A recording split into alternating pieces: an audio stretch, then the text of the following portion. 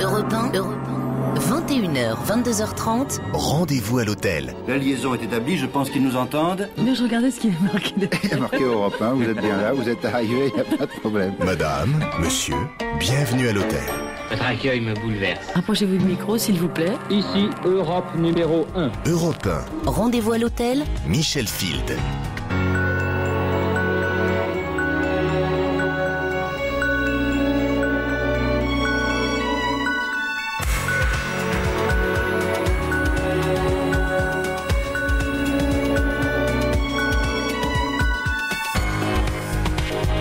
Bonsoir tout le monde, en direct de l'Hôtel Coste pour 1h30 de curiosité, de découverte, d'échange, de débat. Alors on va évoquer le grand événement parisien qui s'annonce pour le prochain week-end, c'est la Nuit Blanche, la 10e édition de Nuit Blanche samedi prochain. Ce projet artistique alliant art contemporain, patrimoine, déambulation nocturne. Christophe Girard, l'adjoint au maire de Paris, chargé de la culture, est ici pour nous dire en quelques mots en quoi consistera cette 10e édition. Puis nous irons aussi au cœur d'une polémique qui oppose la marque Eram, ou plus exactement le concepteur de sa dernière campagne de pub, Benoît Devarieux, qui est ici directeur des ateliers Devarieux, et qui met en scène de façon extrêmement drôlatique, souriante et plutôt sympathique la diversité des familles aujourd'hui, avec ce slogan « La famille, c'est sacré ». Mais voilà que les catholiques plus ou moins intégristes, les libéraux conservateurs, puisque tel est le nom du portail libéral conservateur Nouvelle de France, s'en prennent à cette campagne de pub en disant qu'elle est une atteinte inadmissible à la famille. Et Pierre de Bellerive, ce rédacteur en chef adjoint de ce portail, sera au téléphone avec nous. Nous essaierons d'organiser cet échange. 21h, 22h30 sur Europe 1. Rendez-vous à l'hôtel. Michel Field. J'ai besoin de... Voilà, nous sommes en direct de l'Hôtel Coste. Comme disent mes deux mamans, la famille c'est sacré.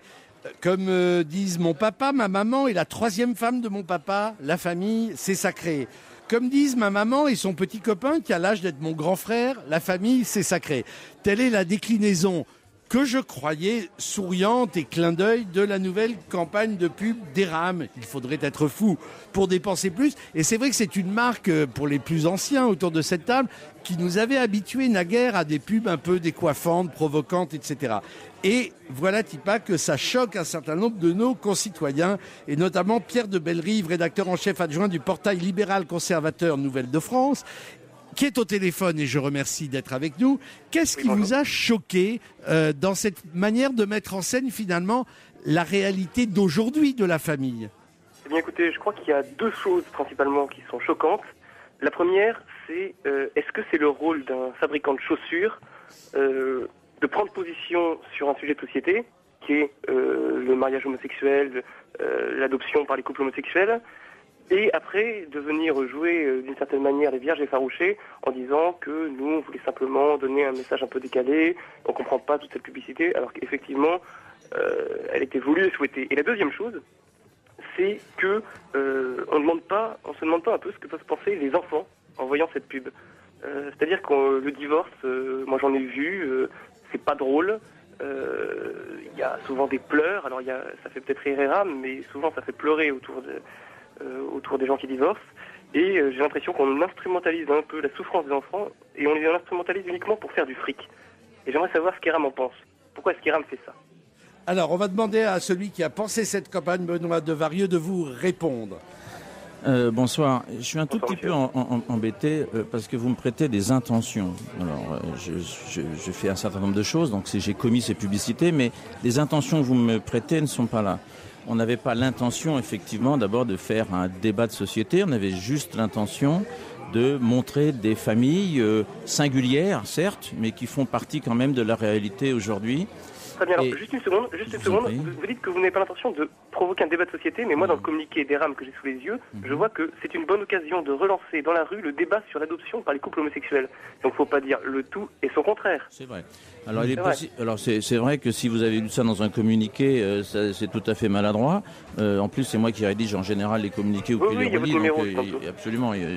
En réalité, simplement au niveau de la conception, on avait tout simplement à faire une campagne sur la famille, les familles, et c'est vrai qu'on a choisi, parce que effectivement c'est de la publicité, donc vous savez bien que l'importance des figures, des paraboles, des métaphores pour exprimer les choses, on a effectivement choisi d'avoir des familles singulières pour avoir un peu d'impact, mais ça me semble relativement... Cela dit, puisque vous nous parlez de vierge et effarouché, ne soyez pas trop virginal vous-même, Pierre de Belry, puisque votre site appelle, et vous êtes très militant, vous appelez au boycott de la marque, vous appelez vos adhérents et vos sympathisants à dénigrer auprès de leur entourage cette marque qui les méprise.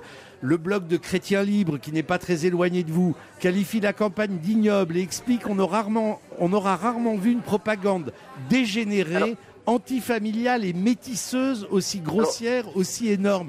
Oui, c'est quand même pas très joli tout ça. Sur ce que dit ces blogs, moi je sais pas parce que ça ne m'engage pas. En revanche, sur ce que dit Nouvelle de France constate une chose. C'est-à-dire que, justement, vous parliez de vierge effarouchée. Ce que je veux dire, c'est qu'il ne faut pas s'étonner, et ce qu'on a dit dans Nouvelle de France, c'est qu'il ne faut pas s'étonner que les gens qui voient ces publicités prennent conscience et en tirent toutes les conséquences. Et la conséquence pour des libéraux conservateurs, c'est pas l'interdiction, c'est la sanction économique. Ça, c'est bien déjà de ne pas appeler à l'interdiction, il y a un mieux. Mais en quoi et pourquoi pensez-vous que vous êtes les seuls dépositaires de l'idée de famille? Parce que c'est pas un blasphème, la famille c'est sacré. Mais quand un couple d'homosexuels adopte un enfant, quand une famille monoparentale vit à sa façon, elle est aussi dépositaire de la famille. Que vous, pourquoi est-ce que vous vous attribuez le monopole de la famille? Parce que fondamentalement, déjà, ce ne sont pas des familles. Sont pas des familles. C'est-à-dire qu'il y a, vous êtes dans la tautologie, là, vous dites c'est ma conception de la famille qui est la famille. Mais moi je vous dis, s'il y en a d'autres, pourquoi ne l'acceptez-vous pas? Oui, mais parce qu'il n'y en a pas d'autres, en fait. D'accord. Dans ce cas-là, est-ce que vous avez des voisins? Est-ce que vous avez des voisins? Il n'y a pas d'autres familles que la famille hétérosexuelle, mariée, avec des enfants? Il y a des homosexuels, il y a des hétérosexuels, il y a des homosexuels, il y a des transsexuels, il y a tout ce que vous voulez. Seulement, un homosexuel et un autre homosexuel ne composent pas une famille en tant que telle. Ils peuvent vivre en couple, mais après d'ailleurs, pourquoi est-ce qu'Eram justement ne parle pas des familles traditionnelles? Moi ce que je vois, c'est qu'il y a dans une publicité une femme cougar, il y a une femme il y a une femme et une autre femme, et il y a un homme polygame. Une femme et une autre femme, ça s'appelle homosexuel. Si vous ne connaissez pas le mot, n'ayez pas peur, il ne blesse pas. Vous inquiétez pas, justement, pour revenir sur les homosexuels, après notre article, nous avons eu des retours, et alors des retours également d'homosexuels. Alors on pensait qu'effectivement les retours n'allaient pas être positifs, et au contraire on a été surpris. On nous a dit bravo pour cet article, il y en a marre que les grandes marques se fassent du fric sur le dos des homosexuels. Donc vous voyez, Eram a eu tout faux. Ils ont mécontenté effectivement les libéraux, les conservateurs, alors visiblement aussi les chrétiens, puisque vous y faites référence, et apparemment aussi au moins une certaine partie des homosexuels. Christophe Girard. Alors, je me sens un petit peu concerné par vos propos, parce qu'il se trouve que je suis un exemple de père de famille homoparentale. J'ai 2 fils. Les 2 enfants, en effet, vous me direz, je suis classique, je les ai eus par la voie traditionnelle. Mais néanmoins, j'ai un compagnon avec qui je suis pacsé depuis 15 ans. Le petit, le dernier né, sa maman est lesbienne, a une compagne. Et nous élevons cet enfant comme de bons parents et en essayant de l'élever le mieux possible comme tous les parents. Je connais beaucoup d'enfants très mal élevés dans les familles hétérosexuelles. Je connais aussi des enfants très mal élevés chez les homos. Mais bon, la différence, c'est que vous achetez leur grolle chez Louboutin et pas chez Eram, mais maintenant ça va changer. Pas du tout. Pour revenir à Eram, justement, moi je trouve d'abord, je ferai un petit clin d'œil humoristique. D'abord, franchement, c'est pas très grave. Et ensuite, Eram, c'est une très bonne marque. C'est une marque populaire. Et je trouve qu'un chausseur qui montre des familles et des gens qui savent prendre leurs pieds, je trouve ça plutôt intelligent. Donc, ma foi, je crois qu'on peut un peu plaisanter, c'est pas si grave. Alors, sur l'instrumentalisation, en effet... c'est plutôt pris les pieds dans le tapis, mais bon, pour cette fois... Non, attendez, la campagne est plutôt marrante, c'est pas très grave, les chaussures sont pas très chères. Voilà, mais en effet... Apparemment, justement, les chaussures sont pas très chères. Bon, c'est vrai, les chaussures sont pas très chères, c'est populaire, Eram, et c'est dommage, justement, de gâcher un peu la popularité de cette marque avec... Benoît de Varia. Là, je voudrais réagir juste une seconde, excusez-moi. C'est que tout à l'heure, vous avez parlé des enfants avec les familles fracassées, etc.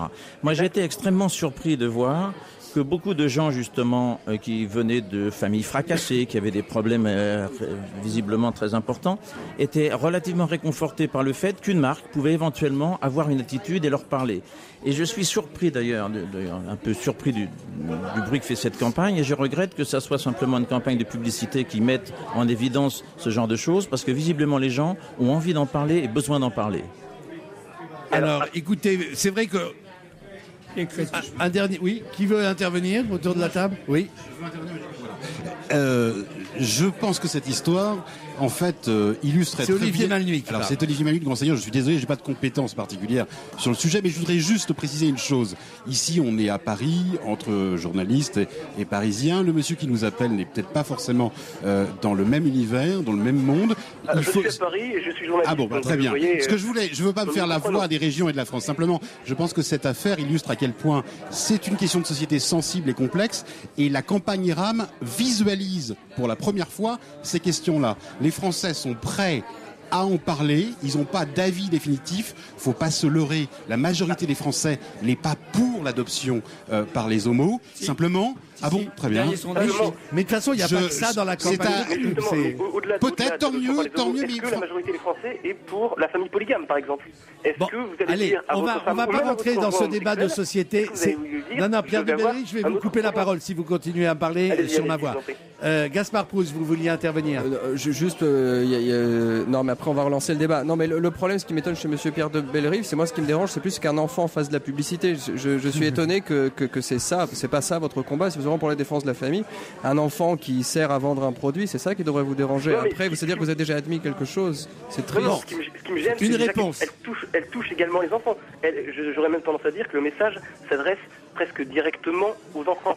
Et ce qui est désolant, c'est que Eram instrumentalise les enfants et la douleur des enfants pour faire du fric. Mais c'est pas la douleur, ils ont l'air absolument épanouis avec leurs parents, même si ça ne ressemble pas à l'image que vous en avez, Pierre de Bellerive. En tout cas, merci d'avoir permis à notre émission de lancer ce débat. Merci à Benoît Devarieux, que je félicite pour sa campagne. Et puis, le débat continue.